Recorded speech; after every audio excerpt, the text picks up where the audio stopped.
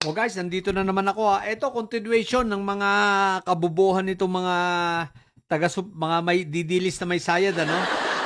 At ngayon, pinagpipilitan naman nila at naglalabasan ng mga crying heads at talking heads nito sa sayad. At pinagpipilitan nila, may mali daw sa AMLAC. What the heck? Mali daw yung mga interpretasyon sa salin. Pati ngayon, yung salin, may interpretation. Hoy, mga bobong didilis, unang-una, ang gumawa ng salin at ang nagsabit ng salin, walang iba kundi si Inday Sayad. Palibasa, bobo at sobrang kampante, kaya from 2019, hindi na siya hanggang 2024, hindi na niya nilagyan ng cash deposits or cash on hand ang kanyang salin. Ngayon, yung sa AMLAC, may lumabas na mga pumapasok na transaksyon So kung may transaksyon na pumapasok, ibig sabihin, existing yung kanyang bank accounts. At kung existing ang bank accounts mo, hindi yan pwedeng maging zero. Dahil pag nag-zero yan, mako-close account ka. Kaya huwag kayong tanga mga didilis. So, kahit man lang sana nilagay ni Inday Sayad na okay, 20,000 pesos ang laman. Para sa yun? Para sa maintaining balance. O kaya naman, sige, below maintaining balance na lang o kahit 500 pesos para lang wag mag-close account yung mga bangko. Ang problema, may pumapasok, may lumalabas. Tatanga-tanga kayo. Tapos walang naka-declare, wala siyang cash on hand, wala ring bank deposits. What the heck? May mga transaksyon na pumasok. Ano yun? Pangalawa, saan pumapasok ang sweldo ni Sayad? Mayor siya ng 2019. 2022, naging vice president siya. Saan pumapasok ang mga sweldo niya? Aber, sige nga. Saan pumapasok? Siyempre, pumapasok yan automated na tayo, di ba? Hindi naman niya checking binibigay sa kanya. Automated ang sweldo na ng mga nasa gobyerno, nasa land bank. So, dapat may account rin siya sa land bank. Imposibleng wala. Ang tanong, bakit wala siya dineclare? Di ba tatanga-tanga lang kayo ngayon? Sasabihin ninyo, may mga negosyo siya, transaksyon. May mga negosyo nga siya. Ang problema, pagdating sa IFS niya o yung income financial statements niya, income financial statement niya na nakasubmit, taon-taon kasi yan kasama sa GS, itong FS, financial statement, general GIS, general information sheet, na taon-taon ina-update yan sa SEC. Aba. Ang nakalagay doon, lugi din sila Sayad. Yung kanilang mga negosyo, ang marami, pag hindi break-even, deficit pa. Mga didilis, pag sinabing deficit, lugi. Pag sinabing break-even, walang kita. Balik puhunan lang. At kung kumita man, konting-konti, so hindi inappropriate pa rin doon sa mga pumapasok na bilyon-bilyong piso, mga bobo.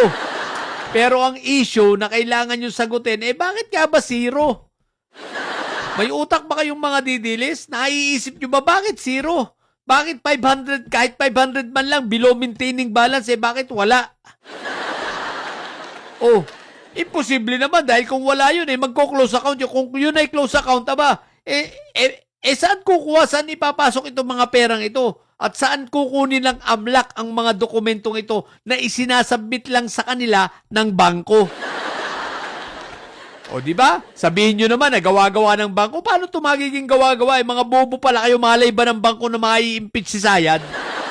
Malay ba ng mga bangko na darating ang ganitong pagkakataon?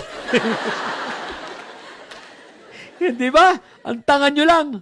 At malay rin ba ng AMLAC na darating sa ganitong pagkakataon?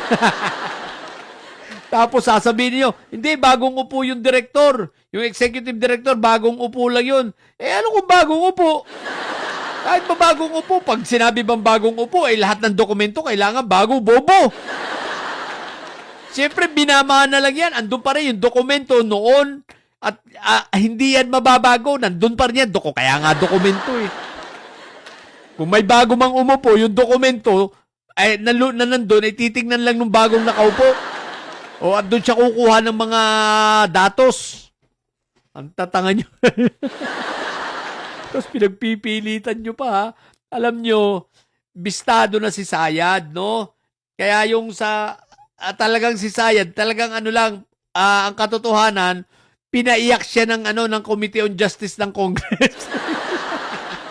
At hindi lang si Inday Sayad ang pinaiyak ng Committee on Justice, ha? Na pati itong mga didilis.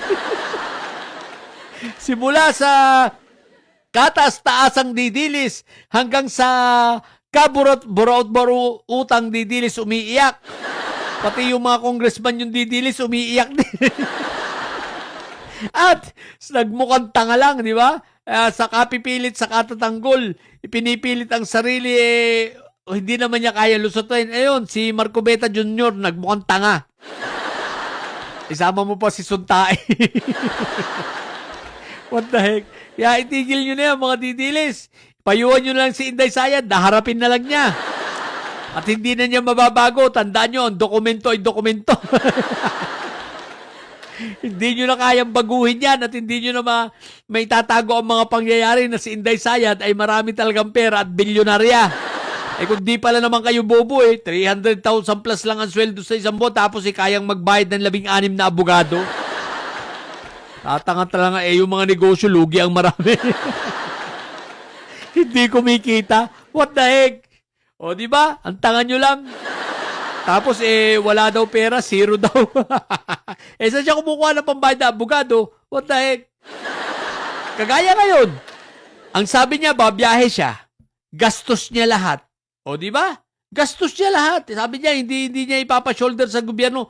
Kung ganun pala gastos mo ngayon, bakit sasalin mo ng 2024, wala kang pera?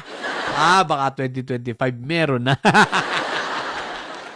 Kasi hindi pa siya nakakapag-submit ng 2025. Wala pa sa ombudsman So, pwede pa niya doktorin.